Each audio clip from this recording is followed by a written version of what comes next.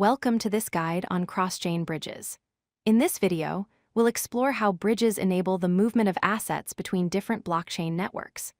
Cross-chain bridges are one of the most important innovations in decentralized finance, allowing isolated blockchains to work together and share resources. Let's dive in and understand how this technology powers blockchain interoperability. Cross-chain bridges are protocols that enable the transfer of assets and data between different blockchain networks. Think of them as connective tissue that links isolated blockchain ecosystems.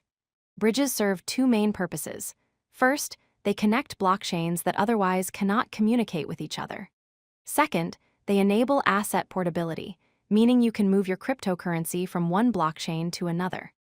Without bridges, assets would remain locked on their native chains with no way to access opportunities on other networks. To understand why bridges are necessary, we need to look at the interoperability problem. Blockchains operate as isolated ecosystems that cannot natively communicate with each other. Each blockchain has its own rules, consensus mechanisms, and token standards. This creates three major challenges. Assets remain locked on a single chain with no way out.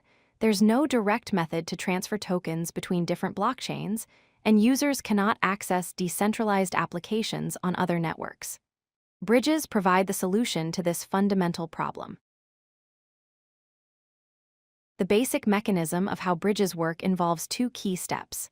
First, assets are locked in a smart contract on the source blockchain.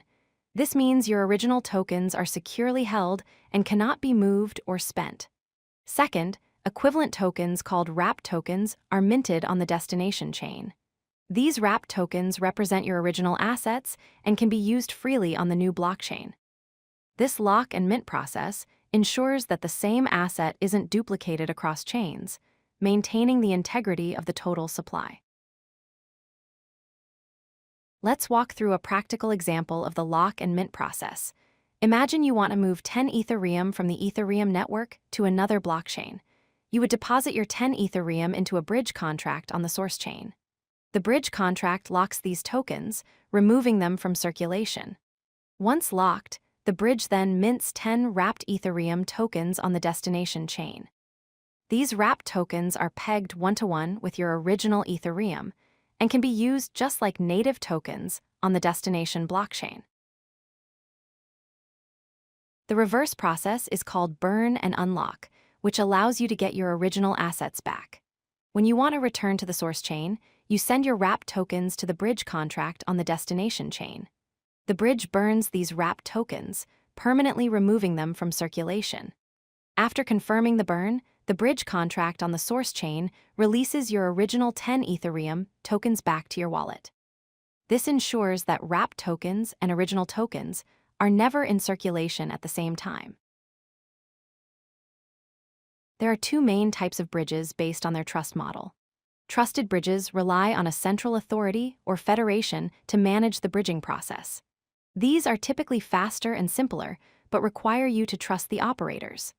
Trustless bridges, on the other hand, operate using smart contracts and algorithms without human intervention. They are fully decentralized and more secure since they don't depend on any central party. However, trustless bridges can be more complex and sometimes slower. The choice between them depends on your priorities for speed versus decentralization. Cross-chain bridges unlock numerous benefits for cryptocurrency users. First, they provide access to decentralized finance across multiple chains, letting you use your assets on various platforms without selling them. Second, bridges allow you to move to cheaper networks with lower transaction costs, which is especially valuable when gas fees are high. Third, they enhance liquidity by pooling resources across different ecosystems, making markets more efficient. Finally, bridges enable portfolio diversification by giving you access to unique features and applications available only on specific blockchains. While bridges are powerful tools, they come with important security considerations. Bridges are high-value targets and require careful security measures. The main risks include smart contract vulnerabilities, which hackers can exploit to steal locked funds.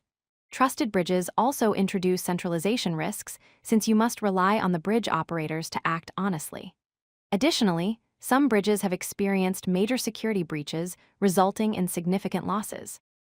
Before using any bridge, always verify its reputation, check for security audits, and only transfer amounts you can afford to lose.